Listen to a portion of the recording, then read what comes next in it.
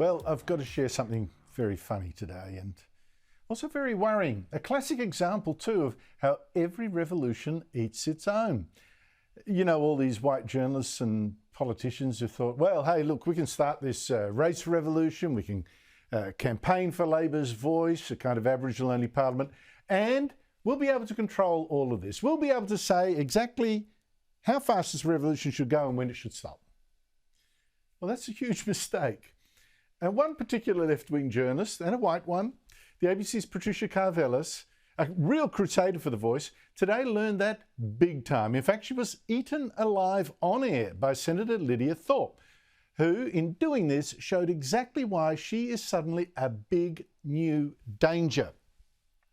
And dangerously effective she is too. I'll show you in a second. It's actually quite entertaining. But I really do think Lidia Thorpe has been misjudged, badly misjudged by the media in particular.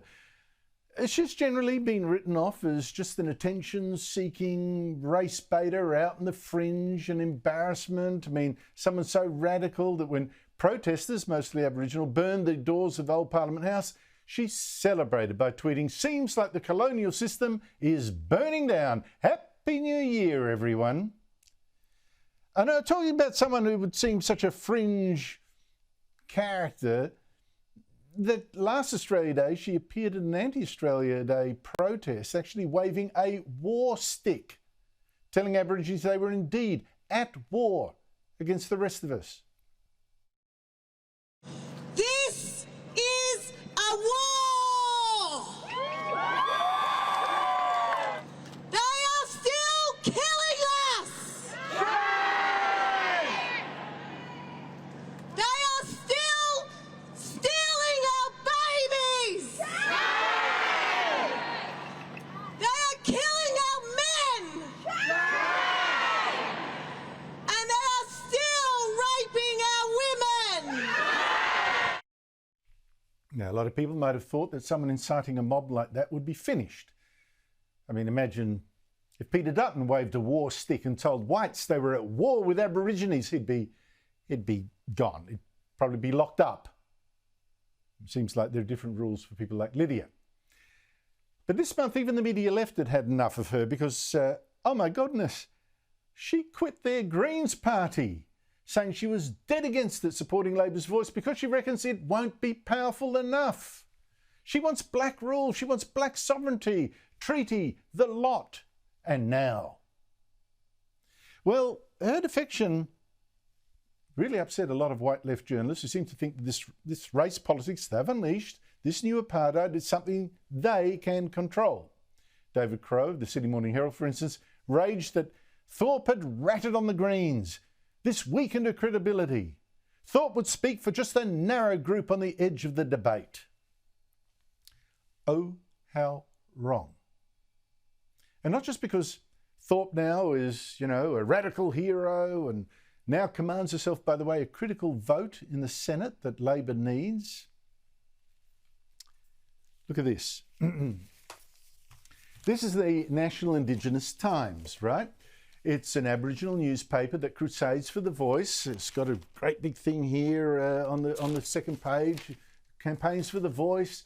Also campaigns for Aboriginal sovereignty, just like Lidia Thorpe. But I go to the centrefold. Oh, it's even in a special lift out. There she is. This Lidia Thorpe. Oh my goodness. And the centrefold has her modelling fashion. 3 big pictures of her. And what a gushing article. This one's actually a saint. I didn't know. Apparently, she's standing firm on tradition, traditional values, and she finds a way to relate to everyone. She's apparently really nice and polite and playful. I read it all here. She shows empathy. And she speaks for our people. Capital O, capital P, by which she means not all Australians, just Aborigines, even though she has a white father. But here's the big thing. Here's the big thing about this National Indigenous Times. It these days gets inserted every month in the biggest newspaper, or biggest newspapers plural, in the country, mostly Murdoch newspapers. For from Sydney to Perth, Hobart to Darwin, and Melbourne in between, including the Daily Telegraph, Courier Mail, Herald Sun, Advertiser, Mercury. That's potentially millions of readers that saw that promotion of Lidia Thorpe. That's how the big corporates, blackwashing right now, getting right on the bandwagon to show they're good. You see it with the Voice. Look at all the corporates. And with corporate help, Thorpe now is on the rise as well, stoking up a radical revolt. I mean, the parallels with the French Revolution, amazing. Now, to today. Thorpe is very clever. Or maybe the left is very dumb. Because one thing that makes her so powerful is that most people on the left, people who claim to be progressive, they now don't dare say boo to her.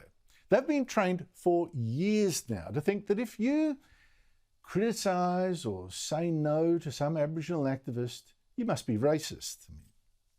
How often have I been called that? You must be racist. And that means that in front of Lidia Thorpe, who knows this very well, they are totally helpless. And I will now show you.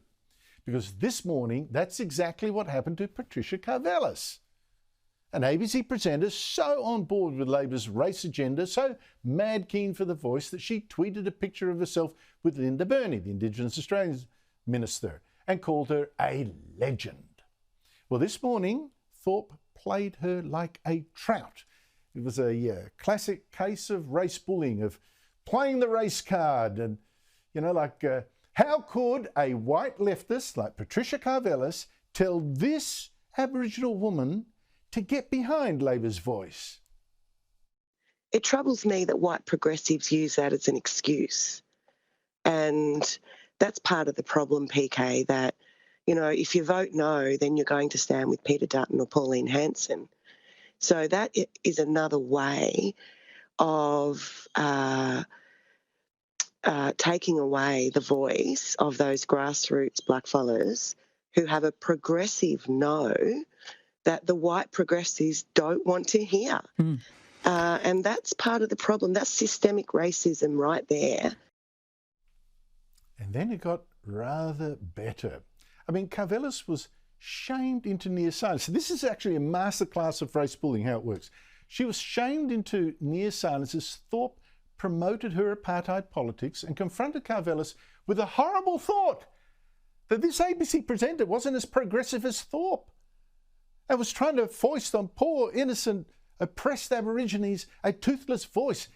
You've got to see, this should go in the books as how to do race bullying. It has no power.